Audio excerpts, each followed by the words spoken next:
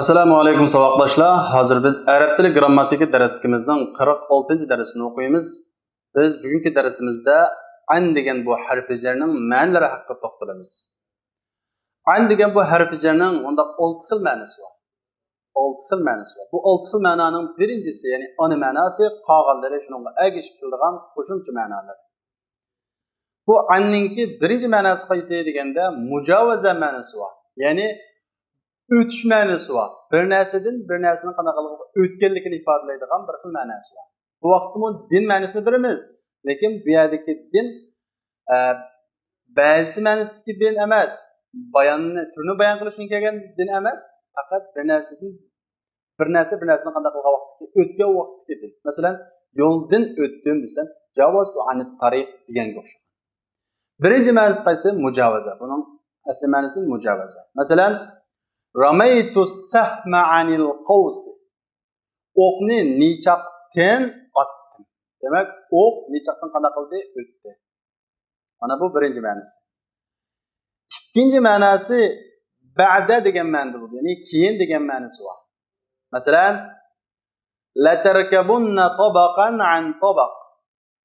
Bir tabiqadan, ya'ni bir holatdan keyin ya'ni bir holatga o'zgaraysizlar, olmazsizlar degan bu oyatga anning ma'nosi ba'da.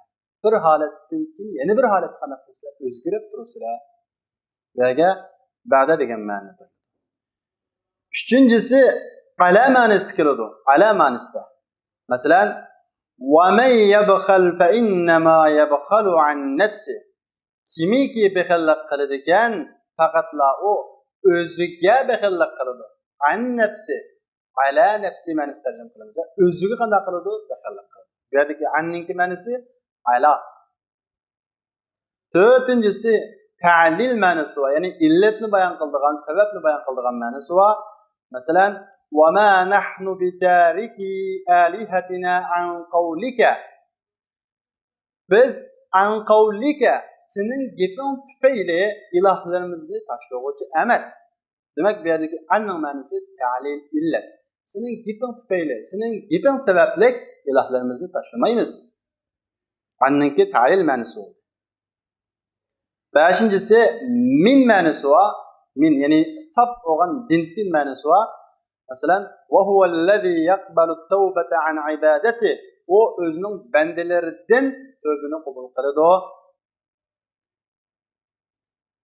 An ibadatihi bandalaridan. Oltinchisi badal ma'nosi. Badal deganlik ya'ni o'rniga, badaliga deb tarjima qilamiz. Masalan, hujj an abi. Dadangning o'rniga haj qil. yoki dadangning badaliga haj qil deganga o'xshagan. Mana bu anning 6 xil ma'nosi. Endi harfi jarlarning qatoridan bo'lgan kofninki 4 xil ma'nosi bor. Kofninki 4 xil ma'nosi bor. Birinchisi tashbih ma'nosi bor, ya'ni o'xshatish ma'nosi bor. Masalan, Aliyun kal asadi. Ali yo'lbosga o'xshash desak, bu yerdagi kof tashbihni ifodalaydi, ya'ni yo'lbos kabi, yo'lbosga o'xshash kuchlik deganni shu ifodalab beradi. Mana bu kofninki birinchi asli bo'lgan ma'nosi. Ikkinchi ma'nosi ta'lil ma'nosi bor. Illatni, sababni bayon qiladigan. Masalan, vazkuruhu kama hadakum. Allohni sizlarga hidoyat qilganligi uchun aslanglar. Demak, bu yerdagi kama xuddi ta'lil ma'nosida keldi. Ya'ni sizlarni hidoyat qilganligi uchun uni qanday qilinglar? Aslanglar deb. Uchinchisi ala ma'nosi bor. Masalan, kun kama anta. Buni degan gap kun ala ma anta degan gap. Sen ustida bo'lgan narsada bo'l. Sen ustida bo'lgan narsada bo'l degan gap. Buni degan gap, ya'ni sen asli holatda bo'l, o'zingni bor ishni chiqar, yasalmala qilma degan gap. Kun kama anta degan gap kun ala ma anta. Demak, bu yerda ala ma'nosi keldi. To'rtinchisi tavkid ma'nosi bor. Tavkid ma'nosi bor. Masalan, laysa kamithlihi shay. Bu yerda Allohning hech qanday o'xshi yo'q desak, laysa kamithlihi shay, Allohning hech qanday o'xshi yo'q desak, bu yerda asli laysa misluhu shay desimi bo'ladi. Shundaqmi? Bu mazmun ifodalanadi, lekin buni texnik kuchaytirish uchun Leyse kemitlihi şey. Allah'ın hiç qandaq nimasi yo'q, o'qish yo'q. Texmi bu yerdagi o'qish yo'qligini qana qilgan kuchaytirilgan. Mana kafning mushu tashbih, ta'lil, ala, tawkiddan iborat 4 xil ma'nosi bor. Lam ya'ni abuma harfi jarlarning qatoridan bo'lib, buningki asosiy 14 xil va bir dona qo'shimcha ma'nosi bor. Jami qancha xil? 15 xil ma'nosi bor. Buning birinchi asosiy ma'nosi milk, igidorchilik ma'nosi bor. Igidorchilik bu asli ma'nosi. Masalan, lillahi ma fis samawati wal ard. Osmonlar va zimindagi narsalar Allohning. Demak, osmon va zimindagi narsalarning igidorchiligi Allohning. Mana bu igidorchilik ma'nosi ifoda etadi. Lillahi dikillam. İkincisi ixtisos ma'nosi, ya'ni xoslash ma'nosi va buningda odatda ko'pincha Allohda xos degan tarjima qo'shib qilamiz. Masalan, alhamdulillahi, hamdu Allohga xos, madiha Allohga xos deganga o'xshaydi. Üçüncüsü şibihi milk ma'nosi var. Şibihi milk degan gap deganda bu igidorchilik. Lekin bu yerda igi bo'g'uvchi o'zi igi bo'lolmaydigan bir narsa. Igi bo'lolmaydigan narsa bir narsa igi bo'lgan vaqtda bu şibihi milk bo'ladi. Masalan, al-lijamu lil faras desam, yugan otning desam, yugan degan nima bo'ldi? Otning bo'ladi. Lekin ot degan igidorchilik qilinamdi? Yo'q. Bu hayvon bo'lg'achqa bu igidorchilik, ammo shibihi milk, ya'ni shibihi bo'lgancha igidorchilik. To'rtinchisi tabiin ma'nosi va bayon qilib berish ma'nosi va bu bayon qilib berish deganimiz, ya'ni bu lamdan keyin kelgan so'zningki, lamdan ilgari kelgan so'zning maf'ul ekanligini qanday qilib beradi? Bayon qilib beradi. Masalan, Xolidun ahabbali min Sa'id desam, Xolid meni Saiddan qanday qildi? Yaxshi ko'rguchiroq. Diqqat, Xolid meni Saiddan bakroq yaxshi ko'rguchiroq. Bu jumlada yaxshi ko'rguchi Xolid ahabbu li min Sa'id. Bu jumlada yaxshi ko'rguchi Xolid, yaxshi ko'relguchi mahbub men. Demak, bu jumlada Xolid ahabbu li min Sa'id degan bu jumlada lamdan keyin kelgan ism, ya'ni ya lamdan ilgari kelgan ahabbuning nimasi maf'ul ekanligini bu yerda lam qanday qiladi? Bayon qiladi. Shuning uchun biz buni lamut tabiin deb ataymiz. Agarda bu jumla Xolidun ahabbu ilayya min Sa'id bo'lgan bo'lsa, bu vaqtda muhib, ya'ni yaxshi ko'rguchi men, mahbub vaqtini bo'ladi, Xolid bo'ladi. Bu ikkisining farqi shu. Xolidun ahabbu li min Sa'id deganda muhib yaxshi ko'rguchi Xolid, mahbubchi men. Xolid ahabbu ilayda yaxshi ko'rguchi men, mahbubchi Xolid. Ikkisining farqi shu. Demak, bu yerda shuni qanday qiladi? Bayon qiladi. Ta'lil ma'nosi, ya'ni illatni qanday qiladigan ma'nosi va masalan, inna anzalna ilaykal kitaba bil haqqi litahkuma baynan nas bima arakalloh. Biz sizga kitobni kishilarning o'rtasida bayon qilish, hukm qilishingiz uchun, litahkuma, hukm qilishingiz uchun. Demak, bu yerda ma'nosi illat ma'nosi. Hukm qilishingiz uchun, Alloh ko'rsatgan narsa bilan hukm qilishingiz uchun haq bo'lgan kitobni qanday qildik? Tushunadi. Tavkid, ya'ni lamning uchun jumlada ziyoda bo'lib, ammo jumlaning mazmunini kuchaytiradigan ma'nosi bor. Masalan, shoning so'ziga o'xshash malaktama baynal Iroq va Yathribi ajara li muslimin va muahidi. Bu she'r qarasak, ey podshoh, siz Iroq bilan Yasribning o'rtasida hammasiga podshoh bo'ldingiz. Ajara li muslimin va muahid. Siz musulmon va muahid g'ayri dindagilarni qanday qildingiz? Qo'ydingiz. Bu yerdagi ajara li muslimindagi lam muslimni zirq qildi. Ya'ni bu yerdagi lam ortiq. Asl kamisi uchun bo'ladi. Ajara musliman va muahidan uchun desak bo'ladi. Mushu jumlaning mazmunini kuchaytirish uchun lam bu yerga keldi. Ondan keyin taqviya ma'nosi va kuchlantirish ma'nosi va nimani kuchlantirish deganda bu ojizlashib qolgan ma'mulni kuchlantirish ma'nosi bor. Ya'ni odatda ma'mul degan omildan keyin keladi. Ammo ma'mul omildan ilgari kelib qolsa, bu ozroq ojizlashib qoladi. Shu vaqtda shuni kuchaytirish uchun lam keladi. Masalan, in kuntum lirru'ya ta'burun. Agar sizlar tushga qanday qilsanglar, ta'bir berasanglar degan bu oyatga asli grammatik bo'yicha tahlil qilgan vaqtimizda in kuntum ta'buruna ar-ru'ya.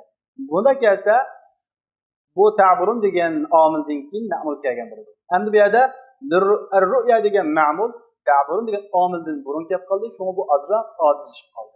Buni ojizlashib qolganda buni kuchaytirish uchun lam keldi deymiz. Demak, bu yerdagi lamni ojizlashib qolgan ma'mulni kuchaytirish uchun kelgan lam deymiz.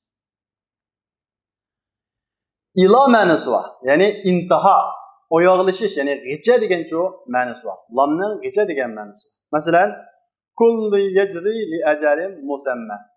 Hamma narsa bekitilgan muddat g'ichilik ma'nosi. Qarang, li ajalin musamma. Ila ajalin musamma ma'nosi keldi. Bekitilgan ajal, vaqt g'ichilik ma'nosi degan o'xshaydi. Endi bu lamning qolgan ma'nosi yana istig'otha ma'nosi bor. Yordam talab qilish. Ya'ni biz yordam talab qilmoqchi bo'lgan vaqtimizda qo'llanamiz. Masalan, ya la Xolidin li Bakrin. Bu yerdagi la Xolidin mustag'ot, ya'ni yordam talab qilinguchi. Li Bakrin cho yordam talab qilguchi. Uning uchun qanday qilguchi? Yordam talab qilguchi. Bu mustag'otga lam kirgan vaqtida zivarlik holatida kirdi. La Xolidin. Mustag'otun lahuga zir holatida kirdi. Asli holatda li Bakrin. Ana bu istig'osa, yordam talab qilish. İkincisi taaccub, hayron qilish. Masalan, ya lal farh. Taaccubdimi bu lam zivar holatda kirdi. Ya lal farh, ya lal fadila. O nima voy xushallik, voy fazilat deganga o'xshagan bir taaccubni ifodalaydi. Bu nidodan keyin kelgan vaqtda shunday zivar holatda keladi. Ammo bu taaccub nidodan keyin kelsa, yana zir holatda keladi. Masalan, lillahi darruhu rajulan desam, lillahi deb lam qanday keldi? Zir holatda keldi. Demak, taaccubni ifodalaganda lam nidodan keyin kelsa, ya'ni harfi nidodan keyin kelsa, zivar holatda keladi, bo'lmasa zir holatda keladi. Uningki sayrura ma'nosi bor. Lamninki sayrura, ya'ni o'rilish ma'nosi bor. Masalan, faltaqatahu ala fir'auna liyakuna lahum aduwwan wa hazana. Suzvoldi u Musoni oli Fir'aun o'zlariga dushman bo'lishi uchun va g'am qayg'u bo'lishi uchun. Demak, dushman bo'lib o'lishi va g'am qayg'ulab o'lishi. Demak, ya'ni sayrura bu o'lish. Dushman bilan o'lish, g'am qayg'ulab o'lish degan bir xil sayrura ma'nosini qanday qildi ifodalab berdi. Isti'la ma'nosi va lamning isti'la ma'nosi va ya'ni g'aqa, ala ma'nosi va degan. Masalan, yakhiruna lil azqani sujada. Yiqiladi ular zangaqlarga sajda qilgan holatda. Zangaqlar ustiga degan gap, ya'ni yuzlari ustiga yagi sajda qilib qana qilib yiqildi degan gap. Bu yerda bir xil kinoy shaklda ifodalangan. Chunki zangaq degan yaga sajda qilgan yiqiyavg'achqa, ular zangaqlar ustiga sajda qilgan holatda yiqildi degan gap. Sajda qilib yiqildi degan gap. Bu yerdagi lil azqandagi lam isti'la ma'nosida. Shuning uchun zangaqlarga, ya'ni alal azqan degan ma'noda tarjima qilamiz. Uningdan keyin lamning vaqt ma'nosi bor. Ya'ni bir vaqtning o'tganligini ifodalaydigan shu ma'nosi bor. Masalan, hadal g'ulamu li sana desam, bu bola 1 yoshning demdoq yo'q. Bu bola 1 yosh kirdi degan. Demak, ya'ni lam bir vaqtning o'tganligini ifodalaydi. Navbatda bir vaqtning o'tganligini ifodalaydi. Hadal g'ulamu li sana desa, bu bola 1 yosh kirdi degan. Ammo bu lam qarini bo'lib qolsa, ba'da, ya'ni keyin yoki ilgarilik vaqtni ifodalaydi. Keyin yoki ilgarilik vaqtni ifodalaydi. Masalan, aqimis solata lidulukish shamsi. Aqimis solata lidulukish shamsi deganda, siz namozda kunning ilgariganligi uchun o'qing degan bu oyatda lidulukum ilgariganlik uchun demdoq yo'q.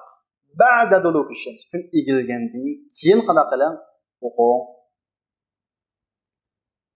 Demak, bu yerdagi lamning ba'da degan ma'nosi. Masalan, sumu li ru'yatihi degan hadisda u oyni ko'rganlik uchun yo'q. Oyni ko'rgandan keyin, demak sumu li ru'yatihi degan lamni ba'da ma'nosida. Oyni ko'rgandan keyin qadaqinglar, rusutinglar. Mana al-vaqtuninki mutlaq kelgan vaqtda navbatga bir vaqt, navbatga hozirda bir vaqtning o'tganligini ifodalaydi. Ammo qarini bo'lib qolsa, bir vaqtning keyinlik yoki bir vaqtning ilgarilikni ifodalaydi. Undan keyin ma'a ma'nosi bor. Ma'a ma'nosi bor. Sharning so'ziga o'xshagan falamma tafarraqna ka'anni wa malikan litul ijtima'i lan nabut laylan ma'an. Bu she'rdagi litul ijtima' lam ma'a ma'nosida. Ma'a qawl ijtima'. Fi ma'nosi masalan yani bunlarning fi ma'nosi va yad'ul mawazin al-qist li yawmil qiyamah. Jang tarozilar qo'yiladi liyawmil qiyamah, ya'ni fi yawmil qiyamah, qiyomat kunisida deb yerda fi ma'nosini tarjima qilamiz. Bu yerdagi liyawmdagi lamni fi ma'nosida tarjima qilamiz. Mana bu lamninki 14 xil ma'nosi, biz buni 15 xil ma'nosi dedik. Buning birisi tabligh ma'nosi, buni ba'zilar ayirmaydi, ba'zilar ayiradi. Tabligh ma'nosi deganimiz masalan qultu lahu desam, uningga dedim. Ya'ni bu yerdagi lamni uningga qanday qildim? Yetkizdim degan bir xil tabligh ma'nosi bor. Mana bu lamga aloqador bo'lgan lamningki ma'nolari. Endi harfi jarlarning qatoridan vav bilan ta. Bu ikkisi qasam uchun keladi. Qasam uchun kelgan vaqtda undan keyin bo'ladi harfi jar bo'ladi. Buning ma'nosi shu qasamni ifodalaydi. Umalil qasam, bu ikkisi qasam uchun. Masalan, wal fajri va layalin ashri. Fajrlan qasam, layali ashlan qasam. Allohi, Alloh bilan qasam. Demak, bu yerda ifodalaydi qasam. Buning boshqa ma'nosi yo'q. Endi muz bilan munzu. Endi bu ikkisi o'xshash. Biriga berilgan hukm yana biriga javob beriladi. Shuni deymiz, lahuma talatatu ma'an. Bu ikkisiniki 3 xil ma'nosi bor. Bir xil ma'nosi takunani bi ma'na min in kana az-zaman madiyan. Min ma'nosi bo'ladi agar vaqt o'tgan zaman bo'lsa. Ya'ni jumlaning vaqti o'tgan zaman bo'lib qolsa, bu min başlaş degan ma'noni ibtido'ni bildiradi. Masalan, ma ra'aytuka muz yoki muz desak bo'ladi. Ma ra'aytuka muz yawmil jumu'ati. Desam bu yerda ma ra'aytuka qanday ekan jumlaningki vaqti o'tgan zaman. Unda o'qilsa ibtido ma'nosini bilamiz. Ya'ni sizni juma kundan boshlab ko'midim. Qaranglar, bu yerdagi muz nima dedi? Min ma'nosida. Juma kundan boshlab ko'midim. Va fi ma'nosida bo'ldi agar vaqt hozirgi zaman bo'lib qolsa.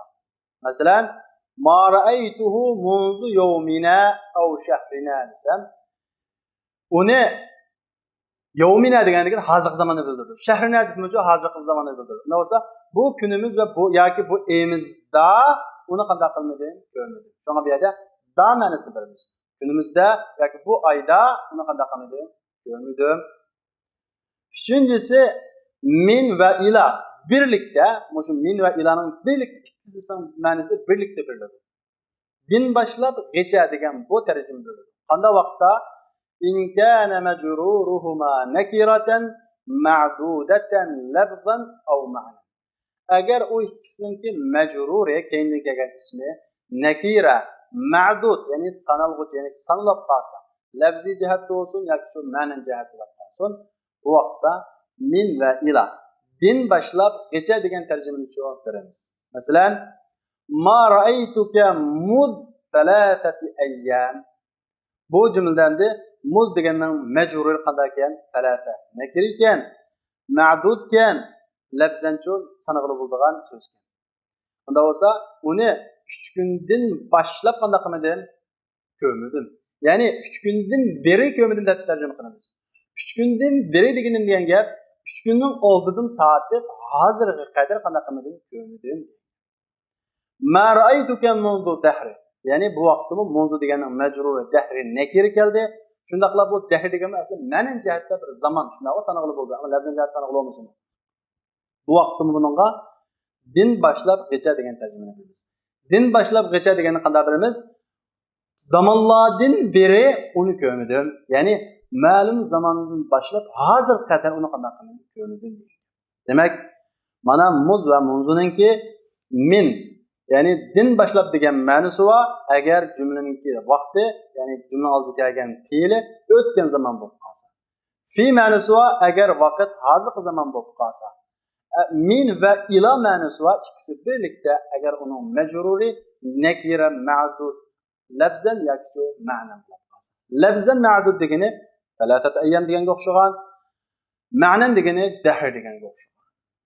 Mana bu muz va munzu aloqador bo'lgan uningki ma'nilari. Unda bo'lsa vaqtdoshlar, bugungi darsimiz mush yerda qolishdi. Kelarki soatlik darsimizni ko'rishaylik. Assalomu alaykum.